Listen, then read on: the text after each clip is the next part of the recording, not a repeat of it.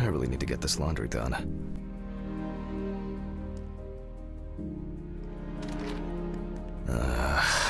So much light everywhere.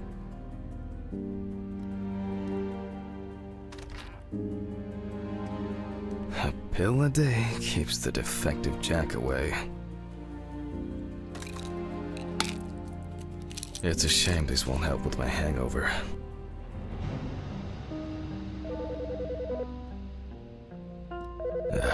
The fucking phone.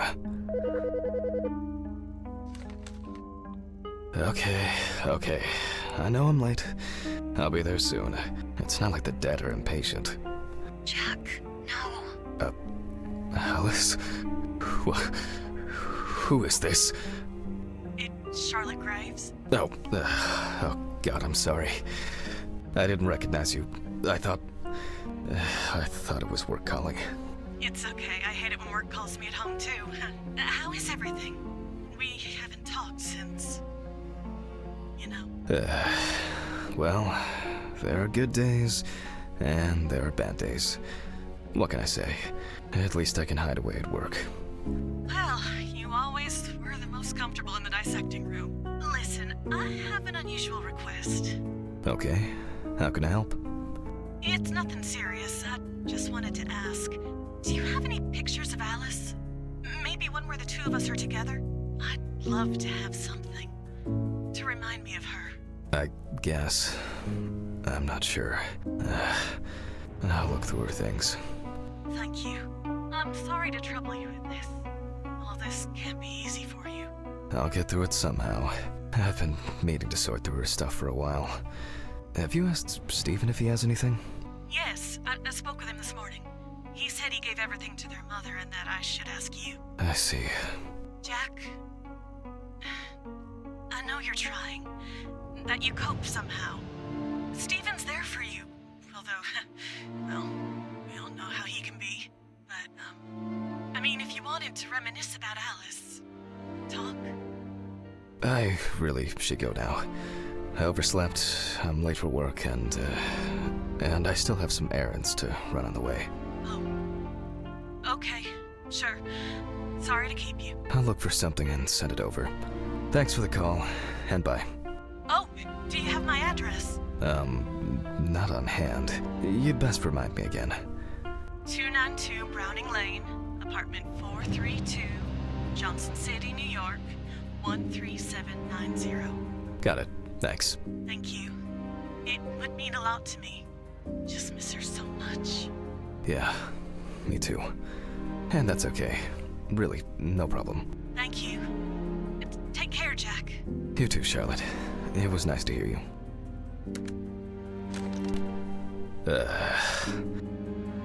Well, that was a bit unexpected. I should probably find something to send.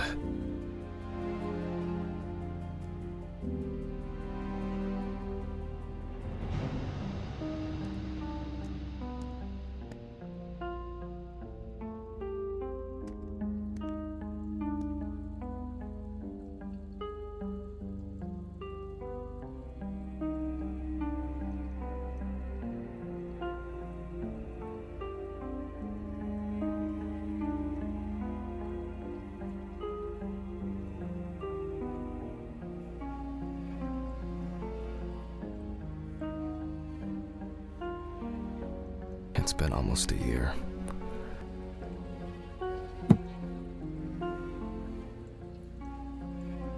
It's always good to have something for a rainy day.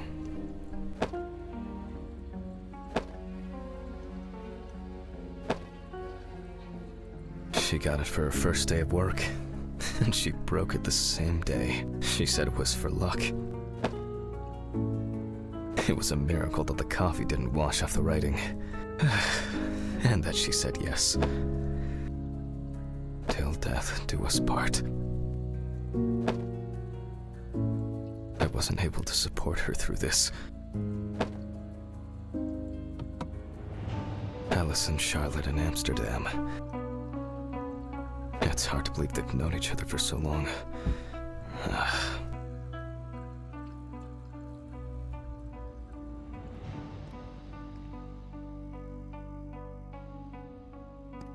would be better if Charlotte had this.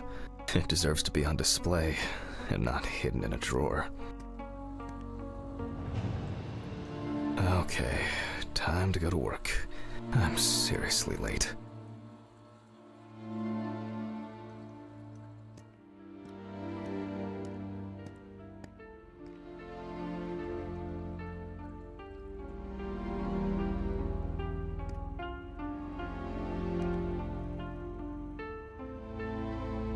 I think I'll take a piss at work. At least their toilets will have been cleaned. I should grab some coffee and aspirin on the way.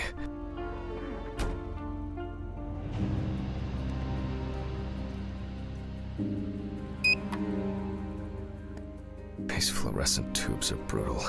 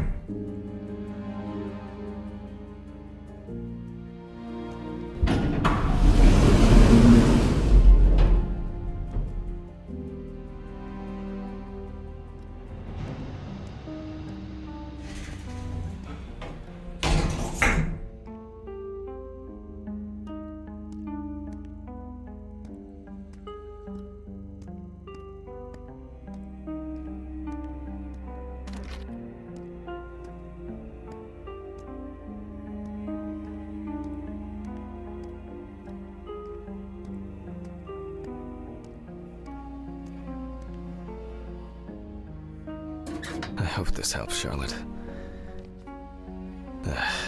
Okay, all done here. Time to go. Huh?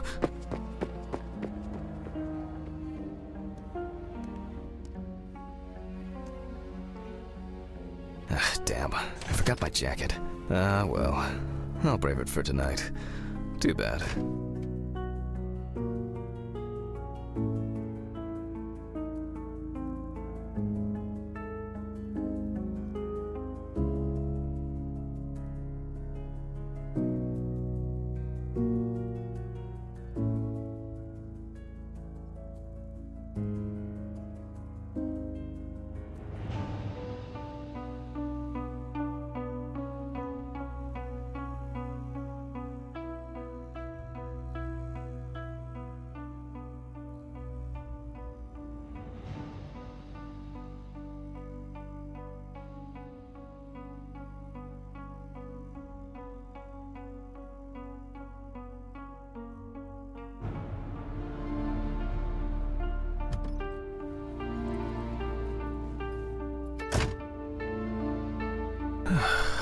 Nice and fresh. At least it's peaceful here.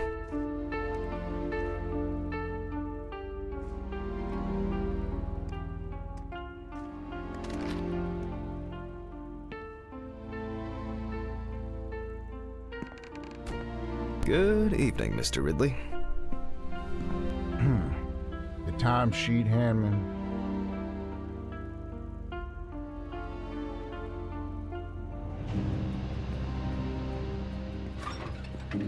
Some corpses have more personality than this guy.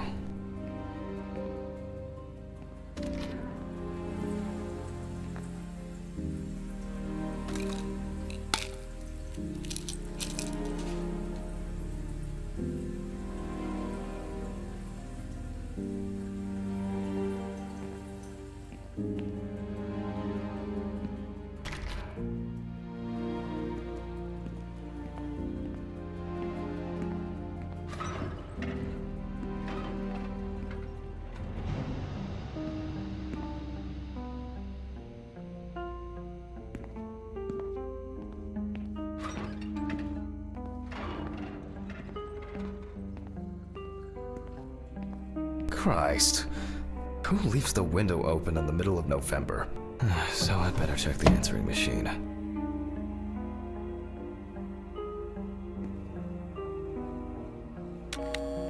Hi, Jack.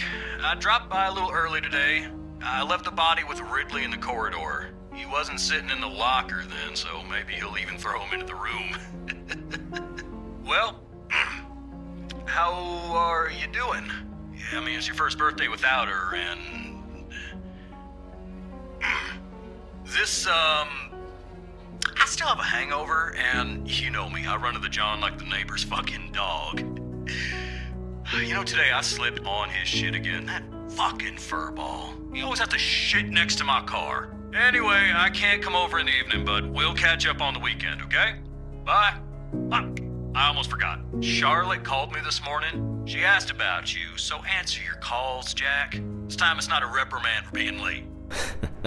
That's par for the course. I wonder when this clown will learn to look under his feet. Birthday. I actually forgot it was today. Alice make me muffins like these every birthday. A treat for later.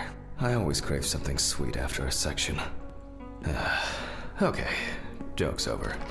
Apron, gloves, and get to work.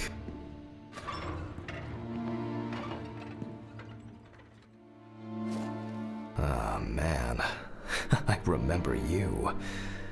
You were on that talent show. What was your name again? I need to order another batch of these. I've got to remember to do that later. And that's the whole point.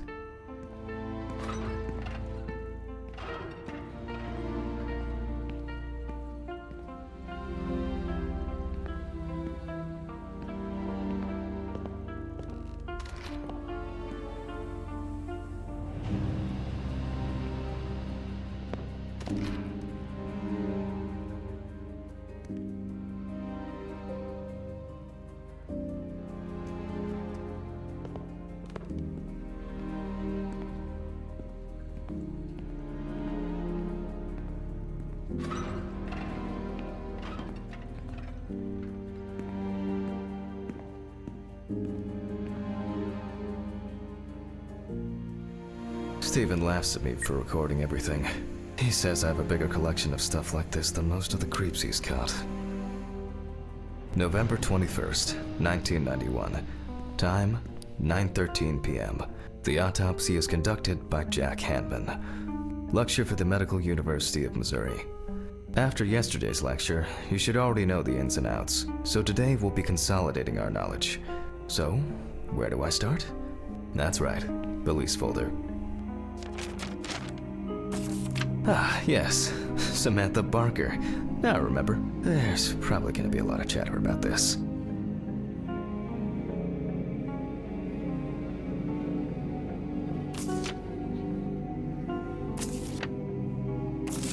Found in her own apartment by police patrol.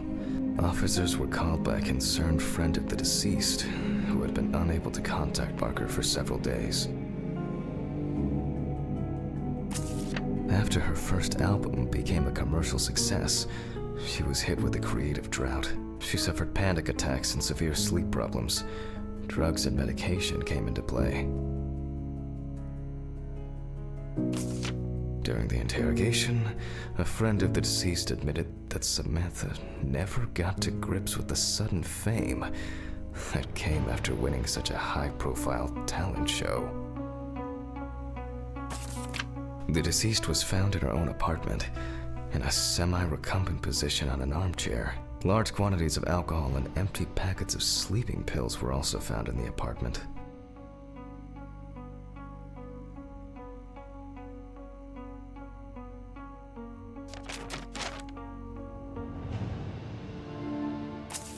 When questioned, friends admitted that Samantha's last days before losing contact seemed extremely happy and relaxed. She also quit drinking alcohol and mentioned something about rehab. The friend also admits that there was no indication of an impending tragedy.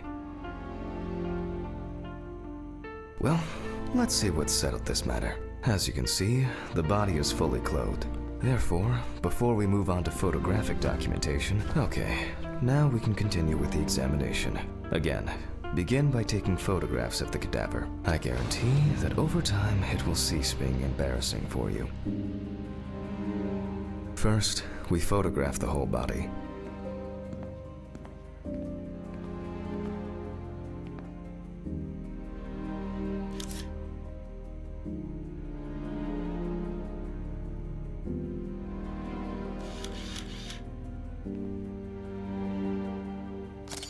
And now, any suspicious looking marks or wounds.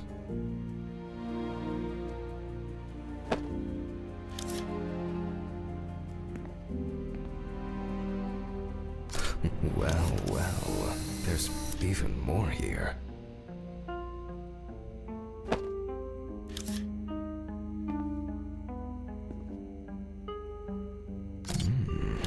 Yes, I've seen this many times.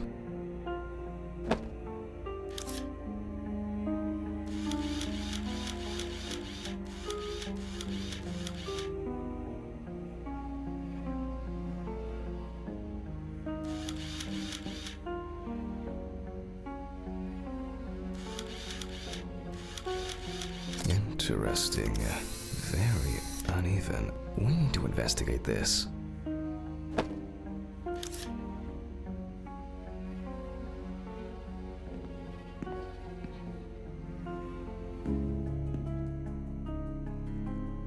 You don't get such bruises from a normal contusion.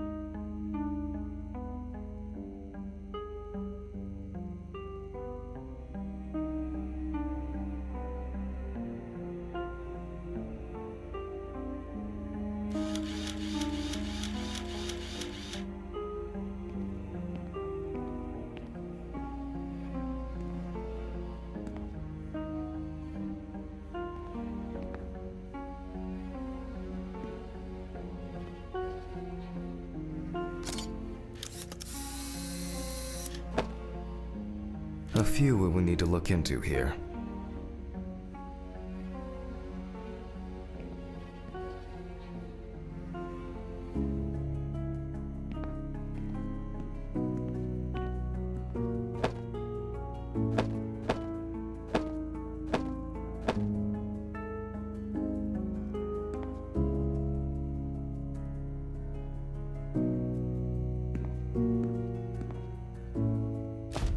Notes prepared. Time to take a closer look.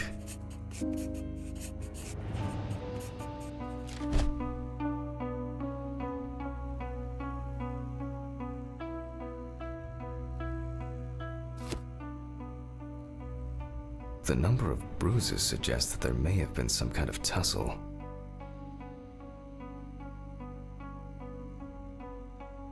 Some furrows have imprinted more strongly, others less, as if someone was, undecided? Such bruises are caused by either a very heavy blow or by some internal issues.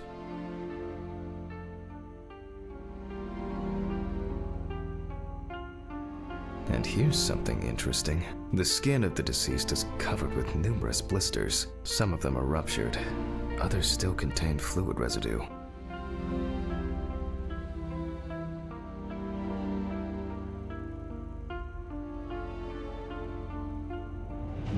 More numerous blisters.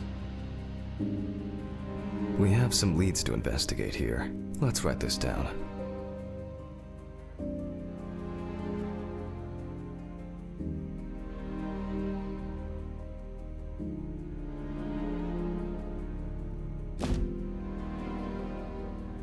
On the neck of the deceased, we can see clear furrows, indicating that strangulation may be the probable cause of death. Given the condition of the deceased, it's difficult to tell immediately whether the bruises were the result of a struggle. Currently, it's difficult to say whether the bruises were the result of a beating or whether it could be some kind of internal bleeding. In general, such blisters usually appear in the case of mechanical abrasions, but due to the place of occurrence, this should be excluded. The most likely cause of such skin changes is the high concentration of barbiturates in the body. Although it's easier to have abrasions on your feet, but the number and size of the blisters suggests that it's probably a matter of barbiturate poisoning. A severed spinal cord, trauma to the larynx, or trachea will verify whether the hanging was the final nail in Miss Barker's coffin. The examination with a UV lamp will dispel some doubts. Potential attackers could have left traces. After examining the organs, we can easily verify whether there was internal bleeding or whether the deceased was suffering from something. I'll add barbiturates to the list of necessary tests, to be checked in the lab later. Given the testimony of the victim's friend, I add alcohol poisoning to the list of potential causes of Miss Barker's death. A blood test will no doubt quickly verify that hypothesis. But first I'll check for external traces. For this we use the good old UV lamp.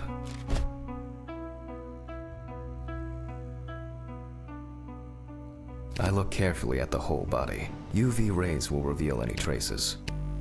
The area around the head is empty. Torso, empty without marks. Right hand clean. Legs, there's nothing here.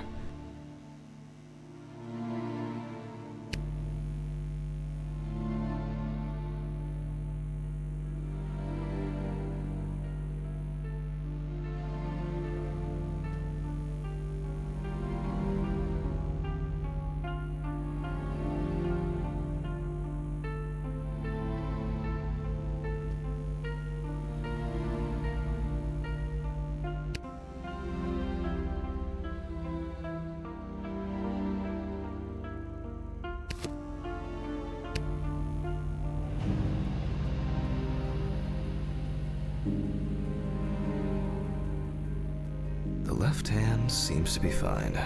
No marks. Well, nothing to surprise us here. Now gently, we take the deceased by the hand.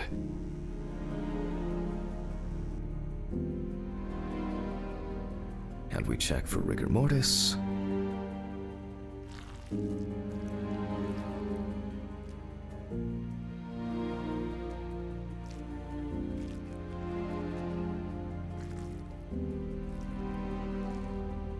Again, the hand falls freely. After yesterday, you should know what this means. Since we don't have a definitive lead, we will examine all the key organs one by one.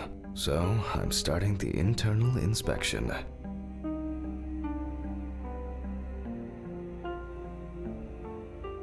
I dissect the skin of the deceased.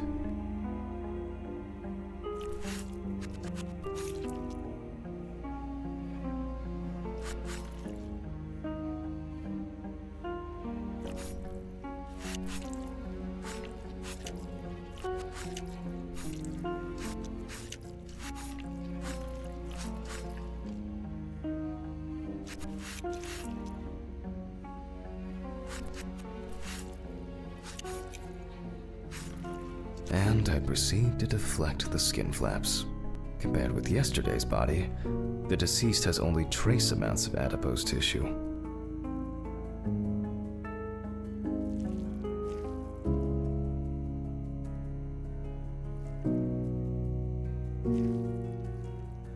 Now for the ribs. What do we have here? Or rather, what don't we have? There is certainly no sign of internal bleeding. Sometimes regarding bruising, it doesn't take much. My wife was constantly banging into furniture, walking into door frames. That's a wonder she never broke anything. Before I disembowel the deceased, I will take samples for toxicological tests to determine the alcohol content in the body. I just need my syringe. Just to be sure, I'm taking samples from 3 organs. The eyeball, the heart, all done. I'll transfer these to the centrifuge. What was it? 15, 70, 10, 75?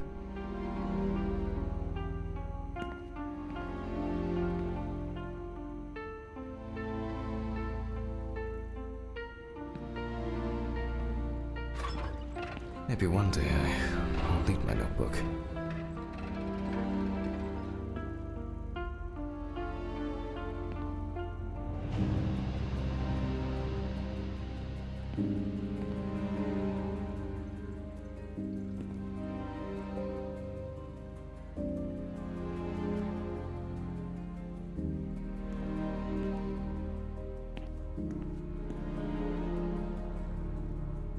Numbers have never been my strong point. It's probably why I regularly forgot birthdays and anniversaries.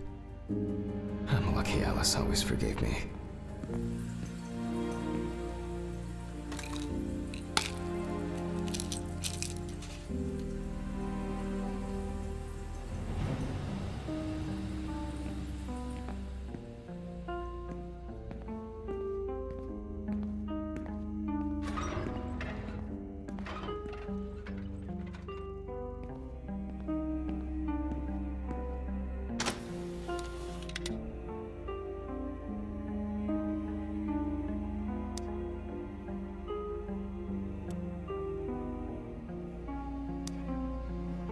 Gently does it with this old thing.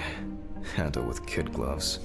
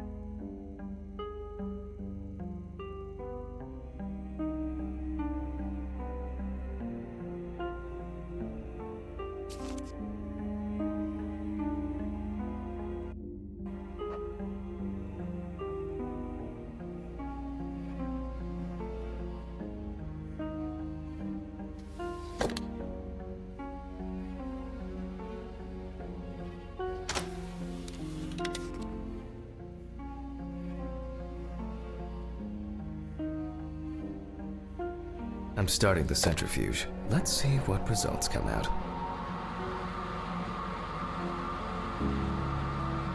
The laboratory is already open, so... Fucking hell! Ridley! Mr. Ridley! Where is he? The fuses need resetting. Fuck it. I'll do it myself. I swear there was a flashlight in here.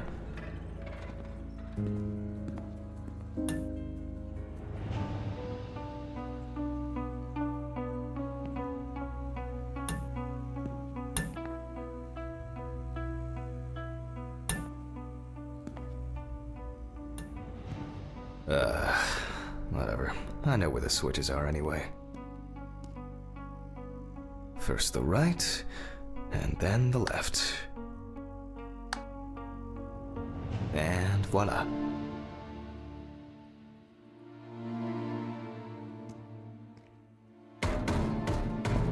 What?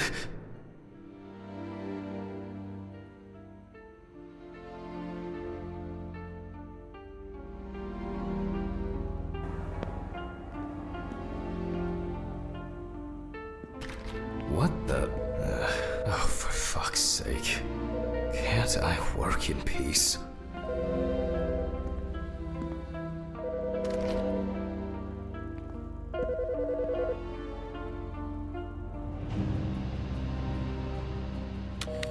Jack Hanman speaking. Easy, why so rude? Steve? Sorry, man. This place is falling apart, and Ridley won't even lift a finger to help. You just can't work here. Did the centrifuge strip the fuses again? Yeah, eventually everything's gonna go up in smoke. Look on the bright side. It's a free cremation with your autopsy. Jesus, stop it. That shit pisses me off. Okay, sorry, Jack. Anyway, I'm calling to ask how the autopsy's going. Soon there'll be journalists sniffing around for info, so we'd best be ready. I'll whiz through this in a couple of hours. It doesn't look like a complicated case to me. More of a formality. The report will be available in the morning. Sounds great. Thanks. Phew! How's your head? Well, my head seems better than yours. On the way to work. Holy fuck. Jack, turn on the radio. What? What's happening? Quiet. A 3-car police convoy was involved in an accident near Pete's Bay Bridge while transporting prisoners to Orleans Parish Prison. At the moment, we do not know the exact number of victims or whether any of the convicts escaped. However, the scale of the accident indicates a large number of victims, possibly even fatal ones. Police are on their way to investigate the incident and secure the area. We know that the injured prisoners are on death row. The police were to transport them to their execution, which was to take place tomorrow morning. Many of them are very dangerous criminals. We will report on the matter on an ongoing basis, so stay tuned with us. What? Stephen, was Red Pete one of the passengers? He was, wasn't he? What if he survived? Jack, I have to go. You want me on site? What if he survived? I gotta go. Talk to you later, okay? Fuck. Calm down, Jack. Pills. I need my pills. You heard him, Jack. A serious accident. Lots of victims. He's definitely dead. Yes. Nothing's going to happen. Christ. I've got to get back to work.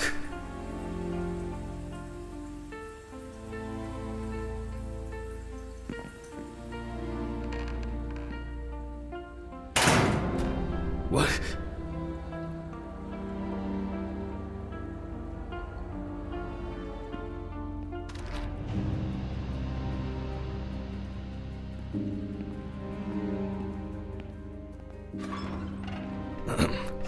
Technical break. At least I know I can pursue a career as a janitor if I'm my own but trusted centrifuge. Ideal for all the fluid tests I need to perform during an autopsy.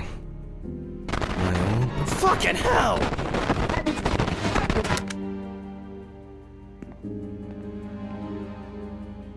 Alright, let's see if we were able to get anything out of this piece of crap.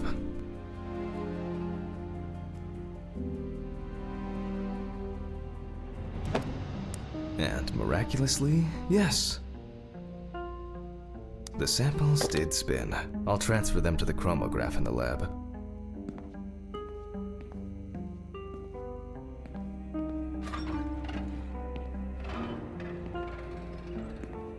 Alright, let's load this up. I placed the test tubes in the rack.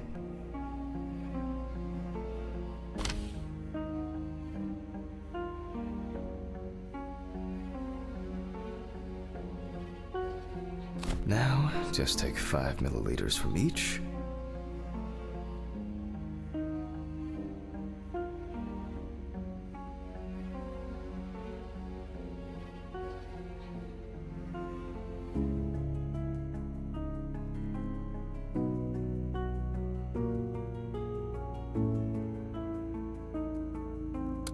Precisely.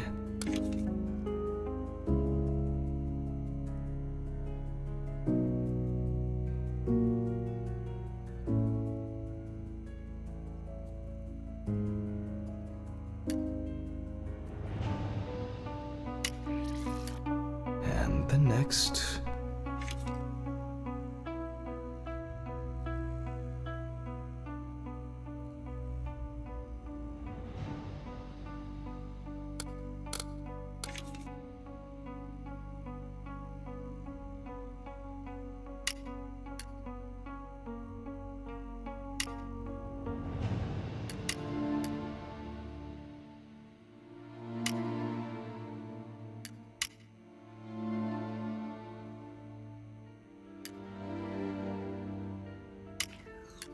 Five more.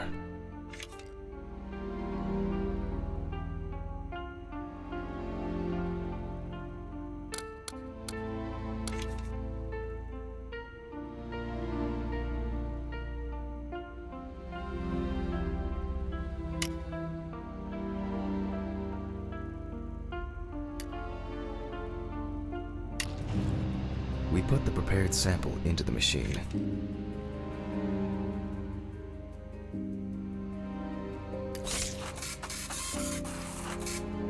Let's see what we have here.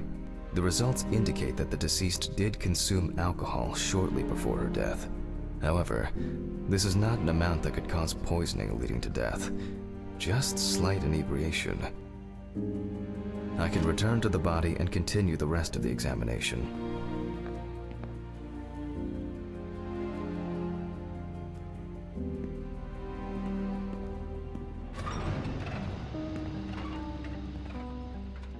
The chromatograph results show that we can eliminate alcohol poisoning from our list of potential causes of death.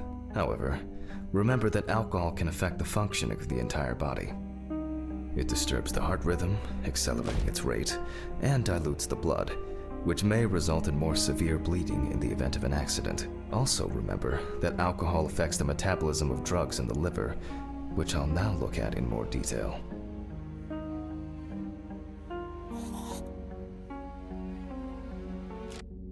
First, I'll pick up the syringe again. I'll take samples from the liver and the heart to test the concentration of barbiturates in the body.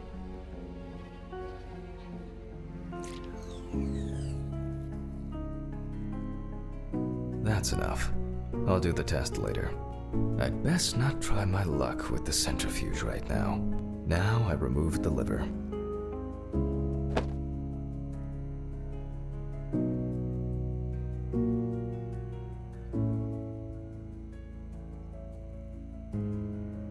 No lesions. However, it is slightly enlarged. Perhaps it's a slight inflammation or drug-induced damage. It may also be the result of the deposition of substances from drugs. Let's check the weight of the organ.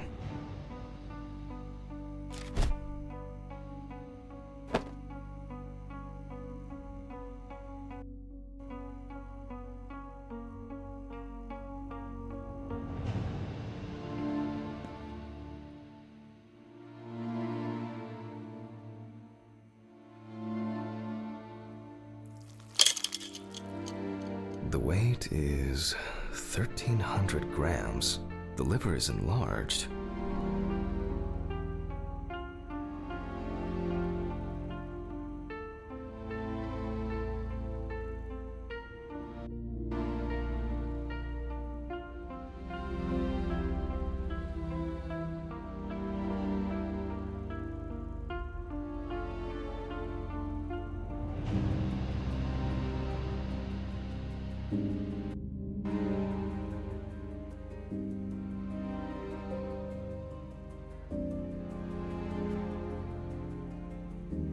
I'll move on to a cross-sectional study. Perhaps the enlargement is the result of early cancerous changes. The blade glides through smoothly. I don't feel like I'm encountering any changes with an unusual structure. No steatosis or cirrhosis. The liver is actually quite clean inside.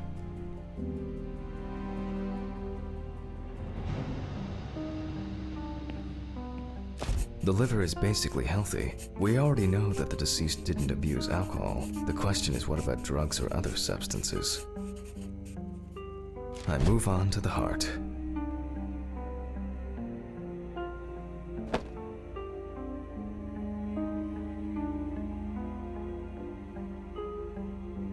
Oh.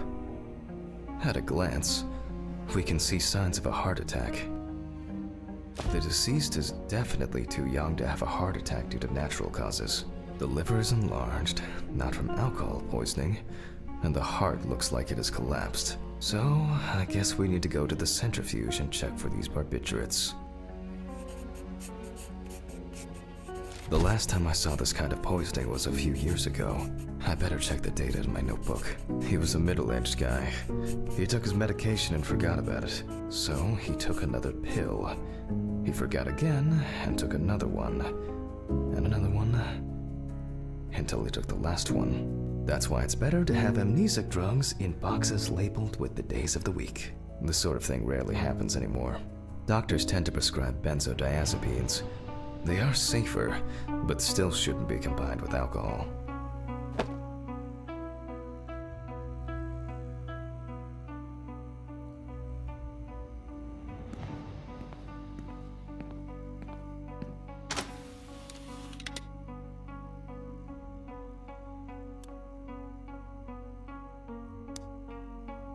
All right.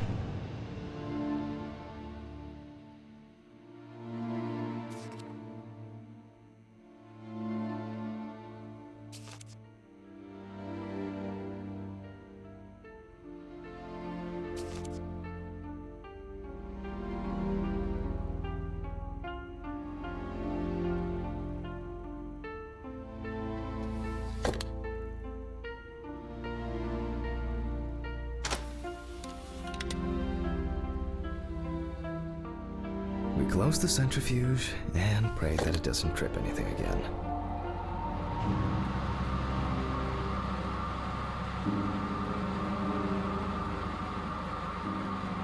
It looks like our luck is in.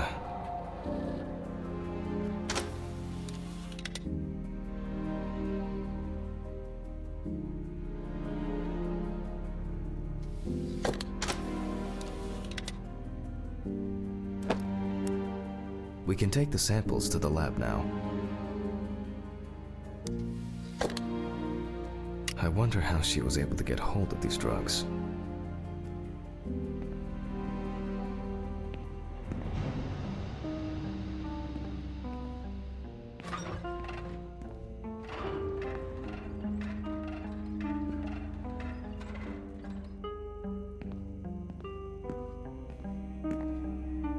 Okay, 2 samples this time. 6 milliliters each.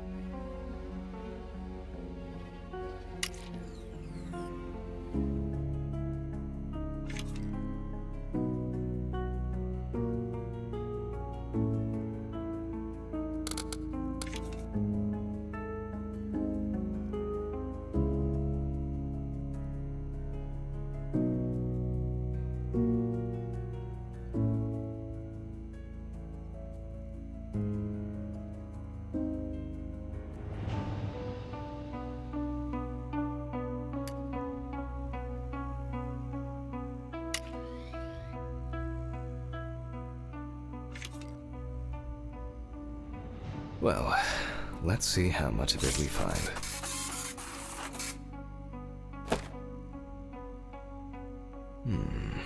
Nothing surprising. Significant amounts of phenobarbital metabolites of hepatic origin. Looks like I'll have to check the contents of the deceased's stomach.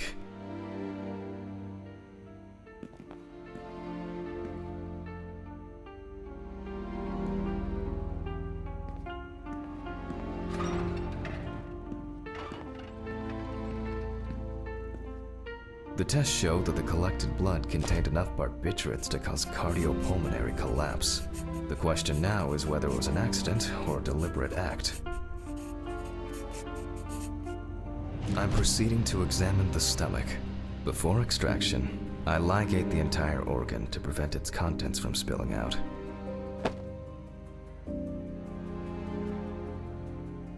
Okay, I'm now cutting out the organ, which will move to the board for dissection.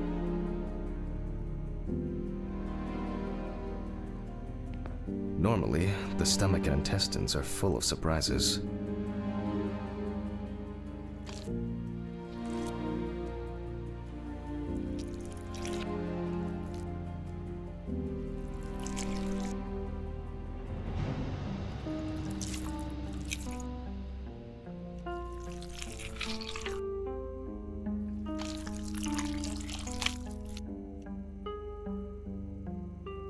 But not this time.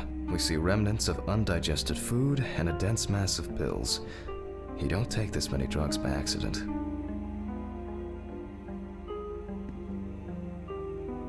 Length and width normal. No obvious pathological changes. Undigested drugs found in the stomach of the deceased.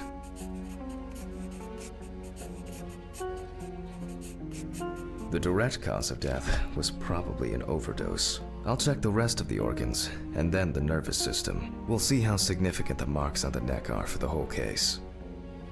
Lungs are normal, no lesions. The deceased's trachea is normal. Complete patency. No food or fluid. The deceased's intestine is normal. No clear pathological changes. Abdominal cavity checked off. We can check the brain.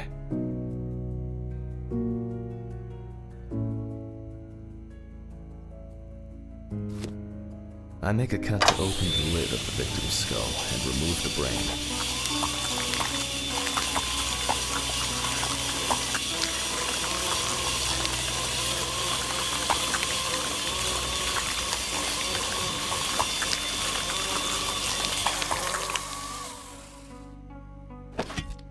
Brain is normal, no obvious lesions. Alright, I need to dissect it on a board.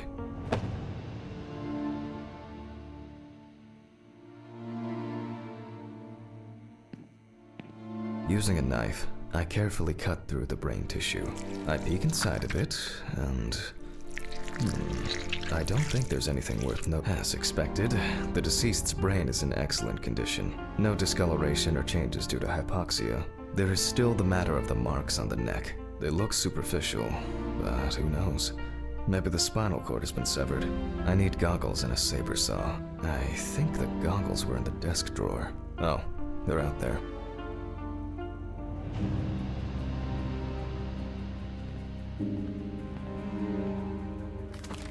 Alice.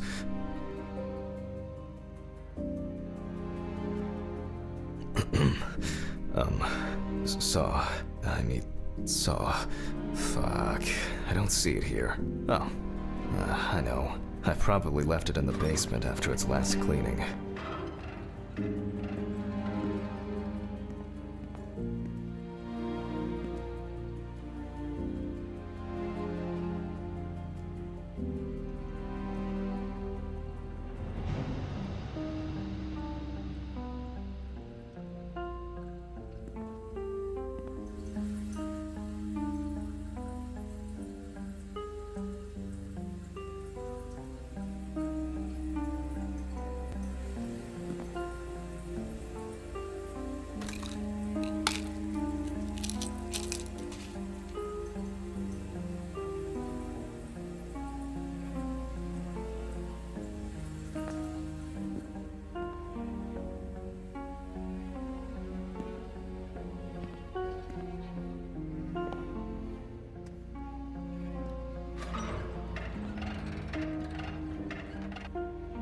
Mr. Ridley, I need a key to the basement. It's in the social room. Why is the key lying in the... never mind. Thank you. Hey, Hammond, did you hear about the convoy? Well, maybe you'll get a chance to relive your glory days and catch Red Beat again, huh? Let's hope they won't. If only he could put that much enthusiasm into his work. I get the feeling that searching through this rubbish is more pathogenic than working with... please, may this be the last trip.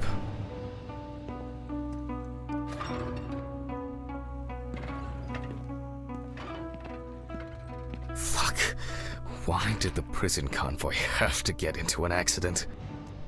Jack, take a deep breath. Deep, pleasantly cool breath. You're nearly finished with the autopsy. Then you can go home and rest. I'll take the saw.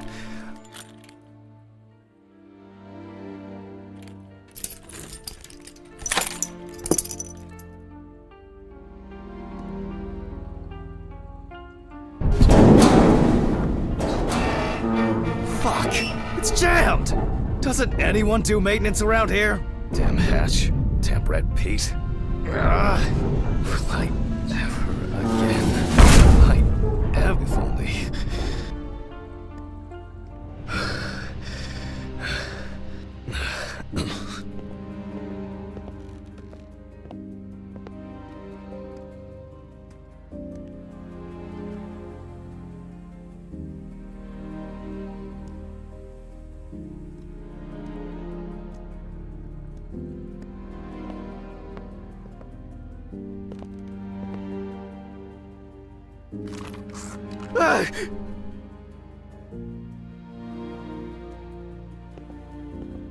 It would be easier if I put things away properly.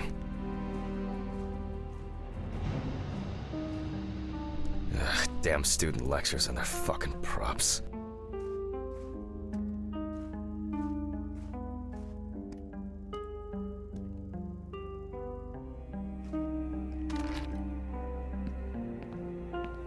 And like clockwork, he's already sleeping.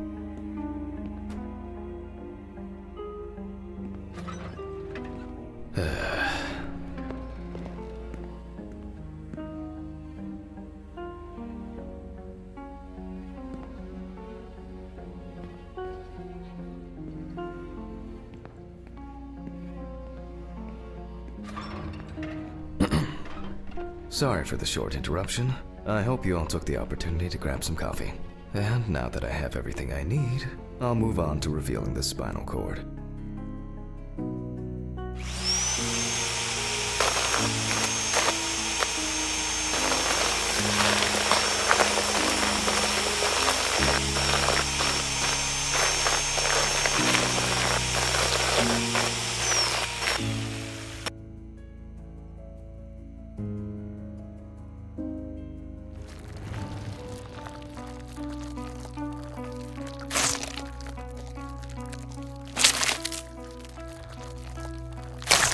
The spine is removed. I can see that the spinal cord was not severed. This shows that apart from the marks around the neck, hanging didn't negatively affect the condition of the deceased. Ladies and gentlemen, almost over. Now, to sum up and tidy away the body. The direct cause of Samantha Barker's death was a heart attack resulting from an overdose of barbiturates. Traces found on the body suggest that the overdose was a deliberate act, following a failed attempt to hang herself. The autopsy found no evidence or genetic materials indicating that death could have been the result of an attack. Third-party involvement must be excluded.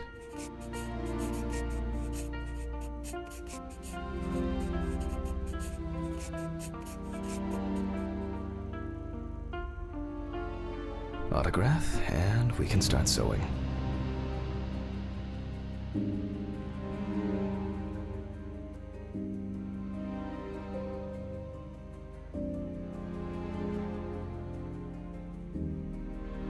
In the 1950s and 1960s, the use of barbiturates for suicide was actually quite common. I think it was most talked about after the death of Marilyn Monroe.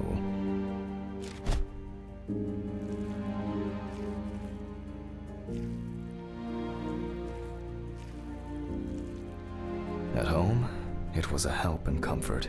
On death row, a farewell to the convicts.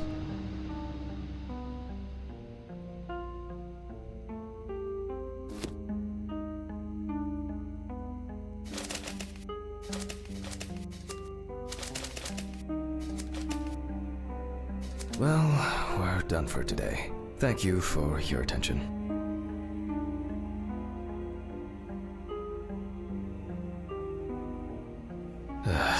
Tiring day.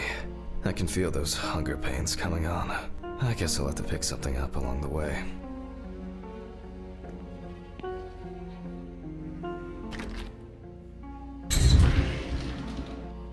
Gloves in the trash. Leave the apron for cleaning. Now I can go. Camera. I didn't turn it off.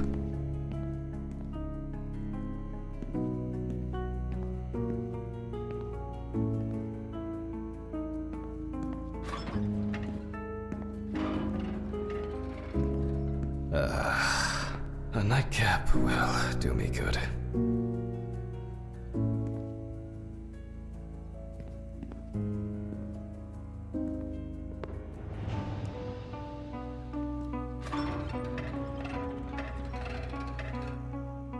Good night, Mr. Ridley. The police will pick up the body and accompanying documentation in the morning. Sure.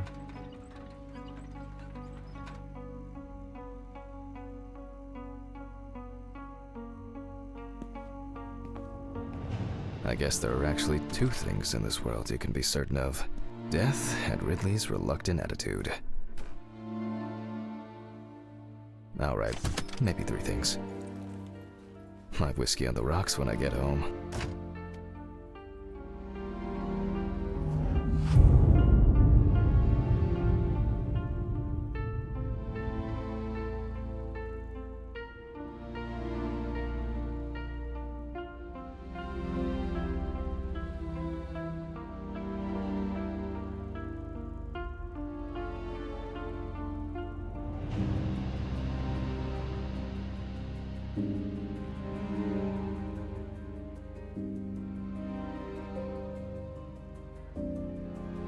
So cold. I guess I should have brought my jacket to work. This block can be quite intimidating when it's so quiet. Almost there. Stephen didn't want to go out for a drink tonight, so I'll drink my whiskey in the company of my TV. Shit. I forgot the muffin. Well, Ridley will have a nice treat for the night. I'm sure he'll be his happy, thankful self tomorrow.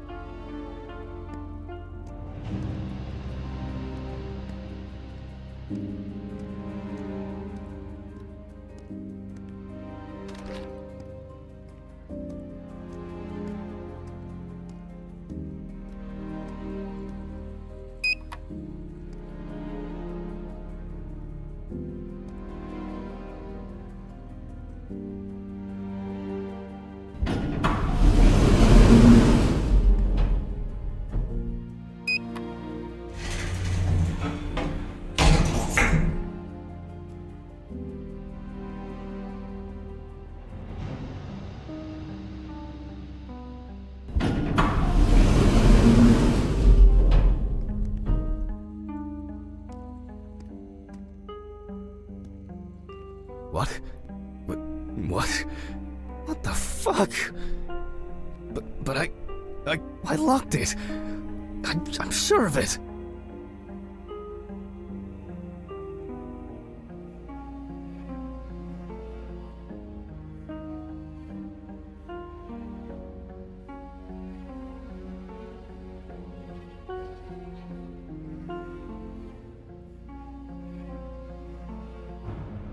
Who the fuck did this? I don't have anything valuable. Money. They must have stolen the money.